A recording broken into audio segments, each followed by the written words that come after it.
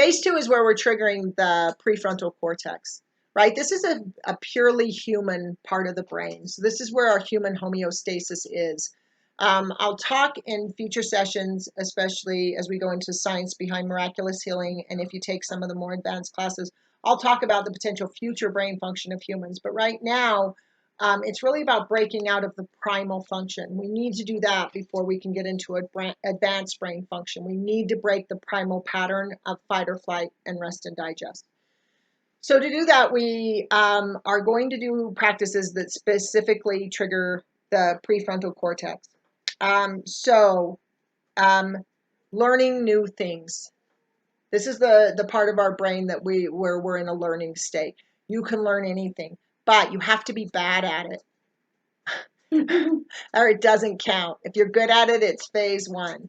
You have to be bad at it because it has to take your full concentration. So learn a new language, learn how to juggle, learn something complex like Tai Chi, learn advanced yoga, things like that.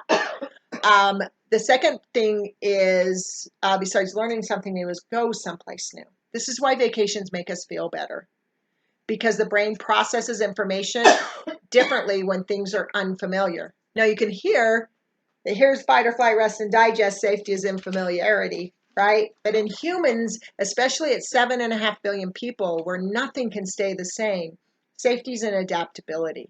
That's the only time we really feel safe, is when we feel confident and capable. So we need to be firing that prefrontal cortex.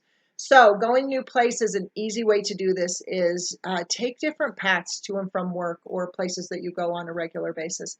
I always recommend geocaching. I love geocaching because it hits a lot of points.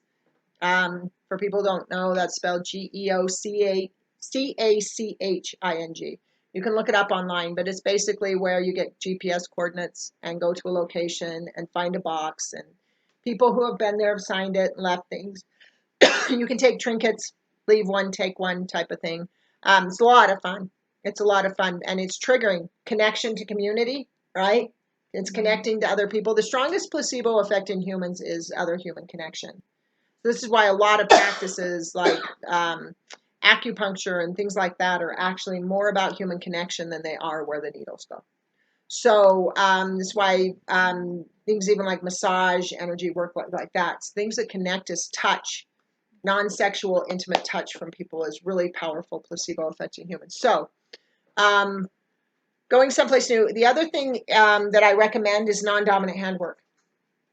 Same rules, use your coloring book. And you're going to try and completely fill in the space and try to stay within the lines. Again, don't judge it. But you're going to be coloring with your non-dominant hand. You can do all sorts of things with your non-dominant hand.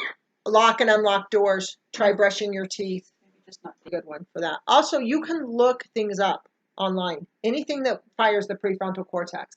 There are a lot of games. Lumosity, Neuronation, right? Things like that, apps for your phone that you can use that are specifically designed to make you have to think hard, because you can't ever beat the game.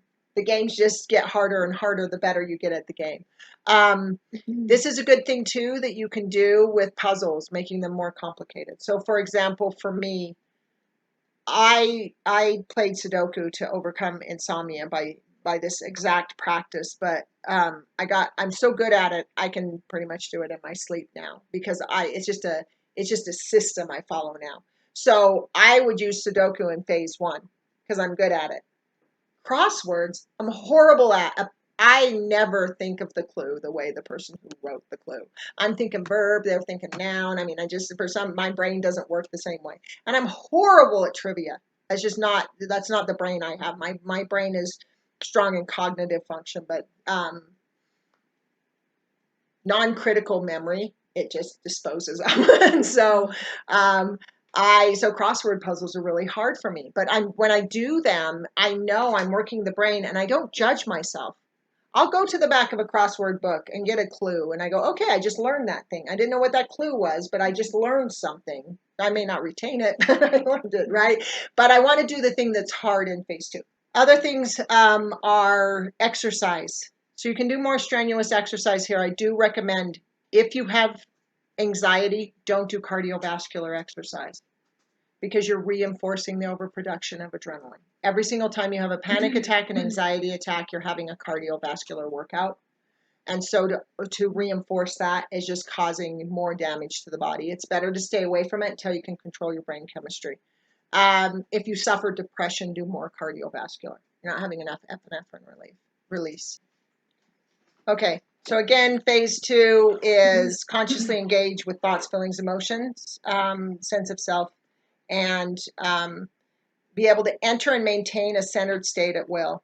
So we're shrinking the amygdala to break the cycle. I recommend 3 times a day for 20 minutes if you have an enlarged amygdala. So if you're in a lot of states of suffering, 3 times a day. Right before sleep is important because, again, how your hippocampus is storing information is going to depend on that. I recommend when you first wake up because, again, that's an important time for the hippocampus as well. Last 20 minutes before you go to sleep, first 20 minutes when you wake up are critical. And then sometime middle of the day. If you don't have a high fight or flight response, once a day is plenty.